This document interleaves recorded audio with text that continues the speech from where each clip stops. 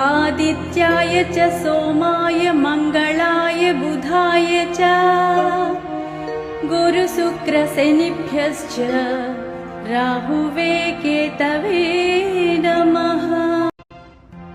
आदित्याय च सोमाय मंगलाय बुधाय च गुरुशुक्रशनिभ्यश्च राहुवे केतवे नमः।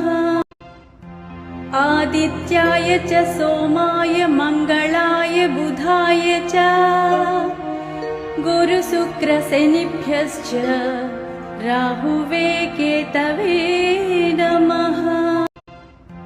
आदित्याय च सोमाय मंगलाय बुधाय च गुरुशुक्रशनिभ्यश्च राहुवे केतवे नमः।